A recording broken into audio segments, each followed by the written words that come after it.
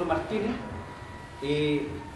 Somos 463 trabajadores que estamos negociando por el sindicato número 1 y número 2 de Agua Andina. Este es un proceso que lo iniciamos el día 16 de junio y estaría terminando los plazos establecidos el 31, que es el día viernes. Nosotros hicimos nuestra presentación el 16 de junio, la empresa recién nos respondió 15 días después, pero en la mesa establecimos un calendario de conversaciones y ya la última fecha se suspendió y nos dimos la obligación de mandarle una carta al gerente general, don Felipe Larraín, porque en el fondo nos pusieron una mesa negociadora por parte de la empresa que no tenía ningún poder de resolución.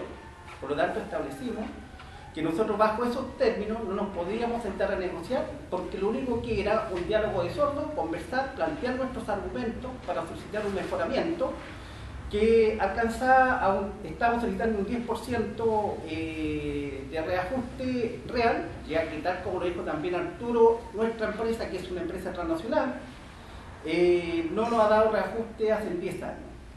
Pedimos un reajuste escalonado que llega de un 4 o un 10%, el 10% para los sueldos más bajos. Tenemos trabajadores en esta empresa que se da el lujo de ganar 123.000 millones de utilidades al año y no es capaz de darle un reajuste a los trabajadores.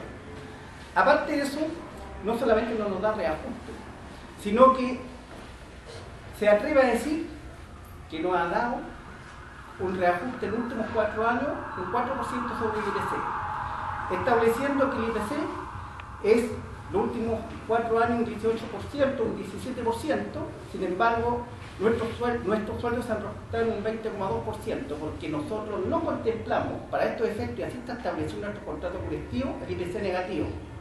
Pero lo que es más grave, que cuando uno se sienta en la mesa a discutir con los señores representantes del Central Nacional, nos damos cuenta que lo único que les interesa a ellos es no dar ni mejorar las condiciones de trabajo de estos trabajadores.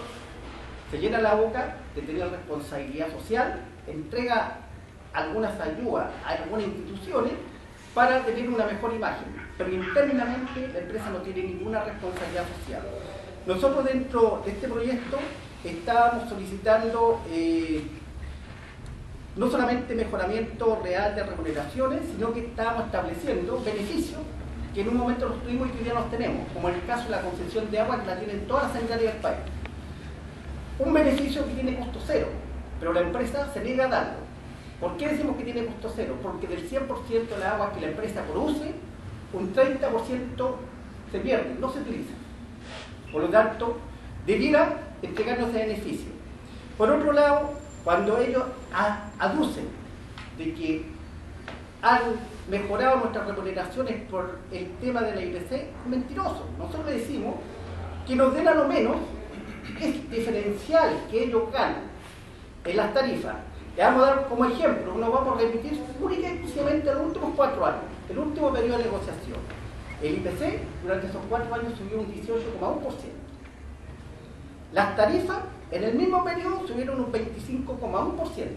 Y esto estableciendo solamente, ¿cierto?, una medida de cálculo con cuentas de 20 metros cúbicos, sin considerar que tenemos el promedio que es mucho más alto, son casi 30 metros cúbicos, y sin considerar los nuevos ingresos que están entrando a la empresa por el Mapocho Santiago Limpio.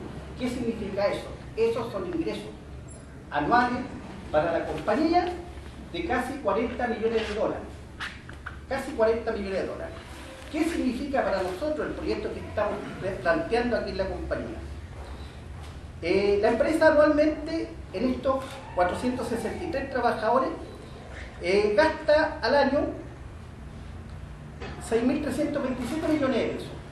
Lo que nosotros estamos planteando, que la empresa, planteamos dos proyectos alternativos, uno que fue la presentación, y que el gasto lo estamos subiendo a 7.674 millones de pesos, es decir, lo estamos mejorando, estamos planteando una mejoría de un 21,3%, o un alternativo donde queríamos que subiera el gasto anual a 7.304 millones de pesos y que eso sería un reajuste real del 15,44%.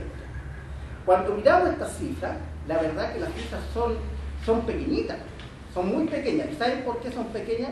Porque cuando nosotros nos metemos en este tema, decimos, mire, lo que significa para la empresa, le estamos pidiendo en el mejor proyecto, en el más caro, le estamos pidiendo que inviertan estos trabajadores 1.347 millones anuales.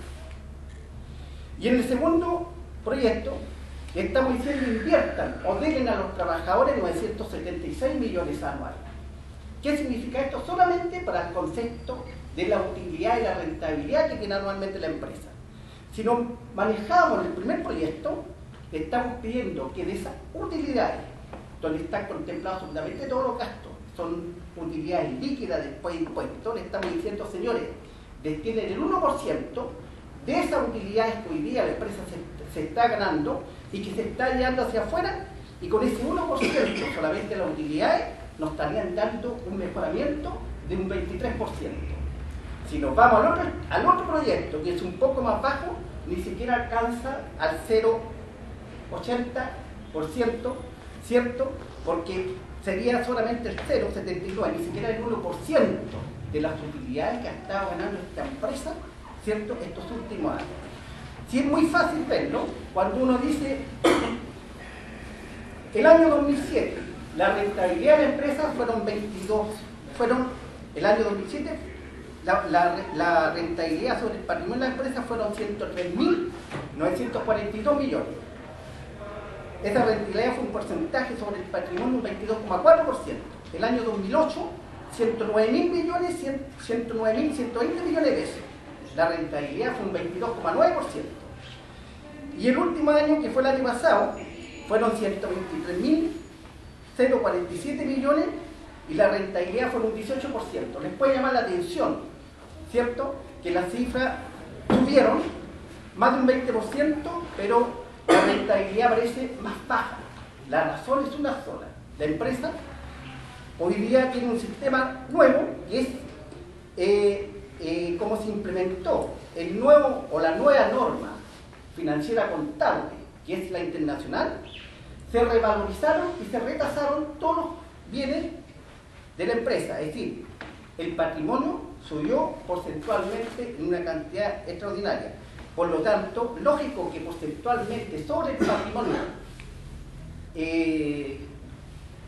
revalorizado, ¿cierto?, está diciendo que ganamos un 18%.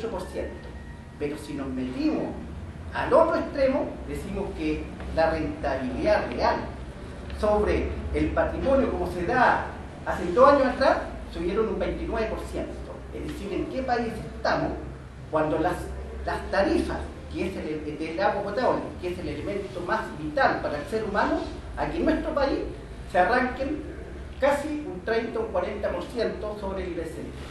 Nosotros no entendemos cómo el gobierno, ¿cierto?, o los gobiernos no le han puesto coto a esto. Las transnacionales se llevan los recursos, pero nada queda que en Chile todos los recursos salen hacia el extranjero, ¿cierto? Y a través, y no solamente eso, sino que hoy día hay áreas de la empresa que se están externalizando. Se externalizan y ¿quiénes las explotan? Empresas relacionadas de aparte. ¿Y dónde se meten? Justamente lo que crece en este país, ¿cierto? El tratamiento, ¿cierto?, de las aguas servidas.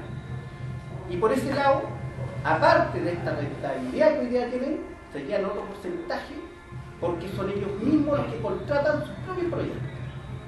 Entonces, si nosotros le estamos pidiendo a la empresa, como trabajadores, como ciudadanos de este país, que mejore las condiciones económicas de los trabajadores, es porque la empresa realmente está en condiciones de hacerlo. No estamos pidiendo nada extraordinario. Nosotros tenemos en esta empresa trabajadores que ganan 260.000 pesos. ¿Por qué metimos dentro de nuestro proyecto un bono de movilización? Porque todos sabemos que ya la tarifa del metro está en 600 pesos.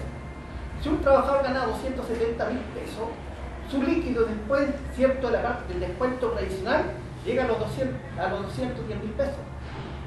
De los cuales, si ese trabajador tiene que gastar 4 pasajes diarios, prácticamente se gasta el 25 al 30% de su